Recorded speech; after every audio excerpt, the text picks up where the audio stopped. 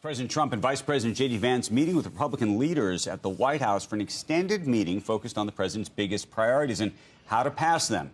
Joining us right now is someone who was at that meeting yesterday, Oklahoma GOP Congressman Kevin Hern. He's the Republican Policy Committee Chairman. Good morning to you. We've heard a whole bunch of things coming out of that meeting, but maybe since you were in the room, you can tell us what you think the president's top priority actually is, given the sort of laundry list that we've been reading about. I'd first like to say thanks for having me, but it was probably the most productive day I've had in my 6 years in Congress. 5 hours at the White House, another 3 hours, a little over 3 hours last night, regathering together in the Speaker's office to finalize a lot of the conversation that we'd had earlier in the day. There's no question. This president ran on national security and financial security for the American people. That's what we talked about yesterday. That's what these policies are going to be about. Making permanent the tax code, making sure we're cutting spending. I just read where the vice president said there's a lot of ridiculous spending in government. And then when I read who said it, it was Al Gore, some 30 years ago. President Clinton cut 273,000 employees. President Trump has given the same opportunity to government employees to continue to work on shrinking the size of government. Congressman, there's lots of questions about the math of the taxes, not just extending the current tax cuts, but adding to them insofar as, no taxes on tips, for example, ridding the code of carried interest, which I think was not on everybody's bingo card, at least this time around. How do you, extending SALT, or at least raising the caps on SALT, how much of that you think is going to still be a negotiation, and where do you think you're going to net out? Well, I'm not going to give you numbers right now. We've got a couple boxes we're going to check today, but I still believe that we'll get to a budget markup in the committee next week and get that committee approval to start the budgeting process to get this done. As you know, senators are meeting with the president tonight in Mar-a-Lago, and Senator Graham has put forward a two-bill approach only because they believe we can't do a one-bill approach. And we're moving forward very quickly. That's what the American people want, and that's what we're going to deliver for them. Where do you land on that issue? The one bill versus two bill versus, a hodgepodge of bills? Well, first and foremost, I'm for what President Trump ran on and won on and had a mandate in his winning, which is all the policies you've listed, making the tax policy permanent, securing our southern border, and making sure we unleash the energy in this country so that we have global dominance on the energy production. When you look at that, I also understand the politics of the House. I'm the policy chair. I understand great policy, as I just described, but the politics of the House is we need to move them all together so that everybody gets a little bit of something that they can vote on, because no one's going to get everything. I've got two other sort of larger, almost philosophical questions for you. One is there's almost a constitutional question about money that has been appropriated by Congress for certain items that we know about.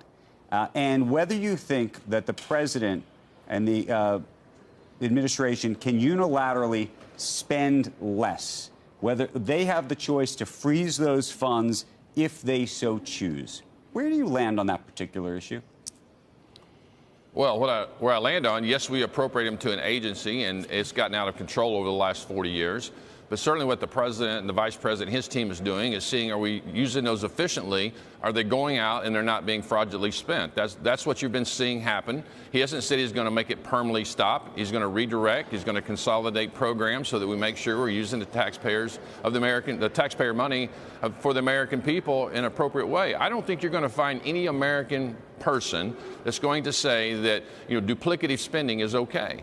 This place is out of control on the spending. We're seeing it in the bond markets. The bond buyers are saying we've got to get our future obligations met, and we can't keep doing what we're doing. It's literally out of control. Exponential deficits and debts in this country. By the way, you're not going to get me to disagree with you. I think we need to actually get our handle on all these things, and you want it to be more efficient. There's no question about that. I think that the reason I said it's a philosophical question to some degree, or maybe it's a constitutional question, is let's say, and I'll use it as an example, that the Republicans decided they wanted to spend X amount on the border, for example, right? And let's say there was a Democratic president in office who decided that for whatever reason they didn't want to. I don't know. And they said, you know what, we're going to spend half of what Congress has appropriated to do that because we think it's being done inefficiently or inappropriately or incorrectly. that, I think, and maybe that's the construct of a way to think about this, which is, what would you say then? Well, what I'd say is that's happened with every presidency. I mean, I think Joe Biden was, spending upwards of $1 trillion forgiving federal debt that wasn't appropriated. So this goes back and forth. That's why we have the three branches of government to adjudicate these issues when they come about. If there's government overreach in any one of the particular branches of government, our founders are brilliant in knowing that we can't have a monarchy. And so when we're doing this, we're going to look and see. If the court challenges this and said it can't be done, then President Trump will redirect and do things that are differently than that. Hey, Congressman, back to the buyout that's been offered to these federal employees. We did have a member, or the head of the union from one of those unions, that came on earlier and said that he doubted whether this could actually be true, that he's warned his union members that they may not get paid out in this way because Congress would have to appropriate that money. Would Congress appropriate it to make sure that the people who have said, yes, we'd like to take the buyout offer, get paid as promised?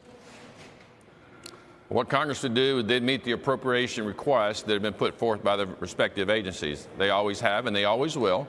And then the agencies will do what they said that they were going to do with those dollars. And that's what you're seeing right now. As I mentioned, President Clinton did this in '94 when then it was a bipartisan idea to shrink the size of government. It needs to be a bipartisan idea now. The American people are demanding it. That's why you saw overwhelmingly almost 80 million people support President Trump for being a president, because he's going to shrink the size of government. He's going to make it more efficient. There's somewhere right now they're thinking of somewhere around $1 billion a day that's being inefficiently spent. And so we're going to look at these. I mean, there are 5 or 6 different agencies that have 5 or 6 different food programs, all because politicians couldn't agree on, let's consolidate those together over the years. And he's going to clean it up in his time in office. Congressman, there's no question that I think the American, for the most part, the American public would support something like that.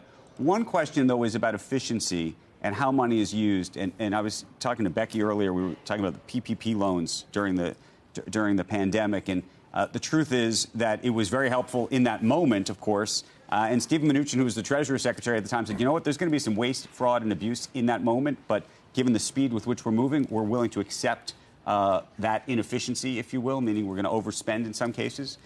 How do you think about that in the construct or context of these buyouts, which is to say there are going to be, and potentially many people who are near retirement age or whatnot, that were planning to leave, that were planning to retire, or others that were thinking about leaving anyway, that effectively are going to get paid out to leave, and whether that's an efficient way to use the money, or do you say to yourself, that's a cost of doing business, which, by the way, may be a fair trade-off, but I'm very curious how you think about it.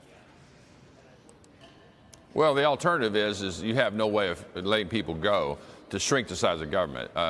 If you're going to consolidate agencies, you can't have duplicative employees in those same agencies. The only other option you've got under the current way the government labor unions are written is to give them this offer of a buyout. I mean, President Trump came forward and said, we're going to give you 6 months of payout. You don't have to do anything. You can spend all of that time looking for a job, and you're still going to get your government pay. I know that there's conversations about those folks that are near retirement, that they can accelerate their retirement so that they don't lose that opportunity. And so I think you're going to see some of these. Now that the unions realize that he's serious, meaning President Trump, you're going to see them come together and find a solution to some of these nuances that you just described.